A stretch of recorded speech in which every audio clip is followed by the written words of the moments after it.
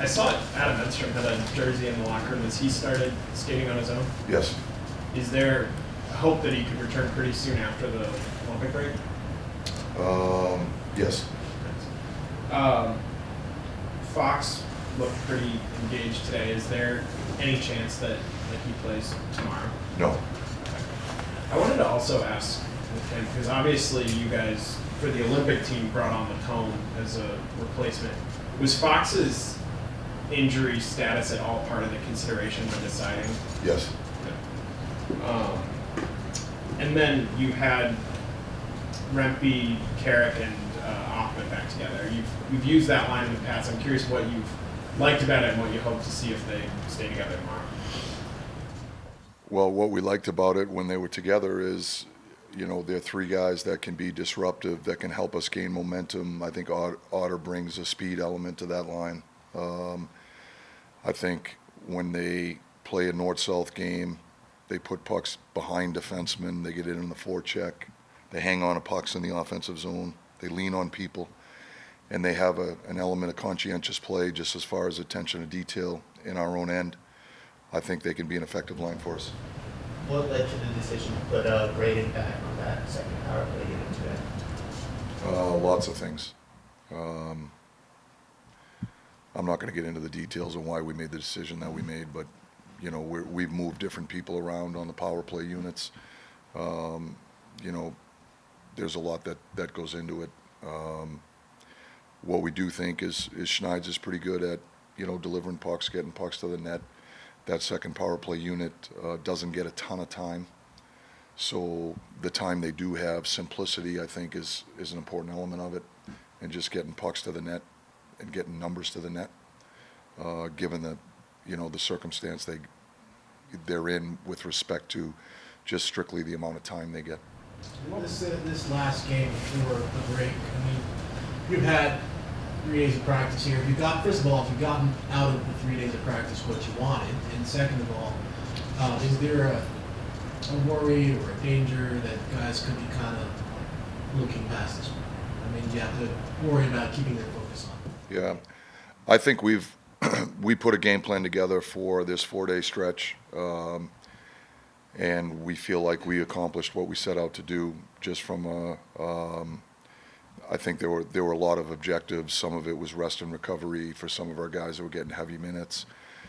Some of it was review of some of the details and how we're trying to play the game, both in the film room, but also an opportunity to get repetitions in practice.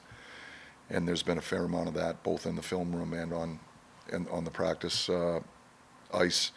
So we feel like, from that standpoint, we've accomplished what we hope to set out to do.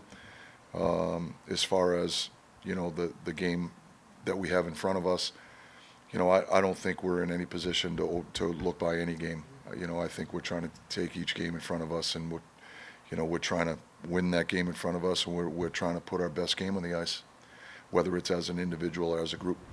As a coach, you always want you guys to go all out, but there's no reason tomorrow where you guys the rest of the week just give everything they have, right?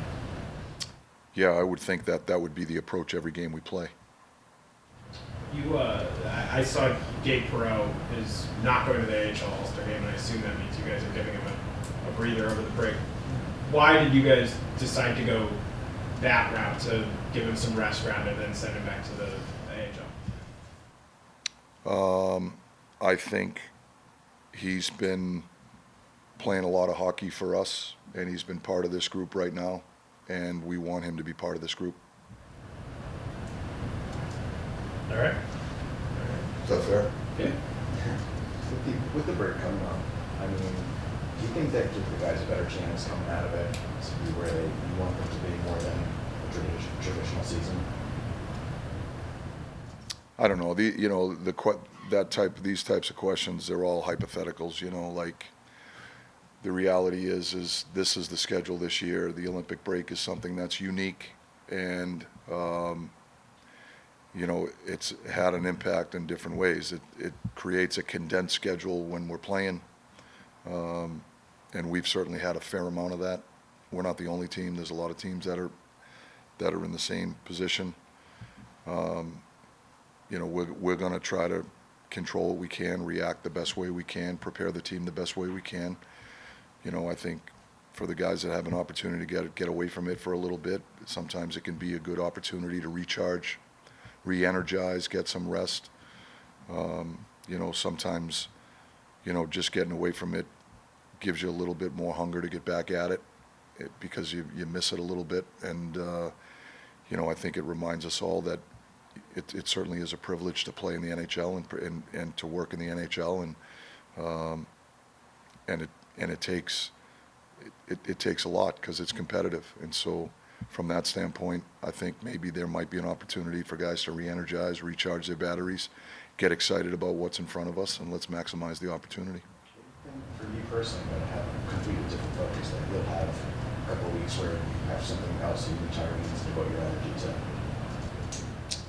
Yeah, for me, it's just we've been preparing for this for 2 years, and you know, so there's been a lot of work that's gone into it. There's been a process put in place that we've worked extremely hard at to try to, you know, to try to make it as seamless as possible. And we feel like we've executed through that process up to this point.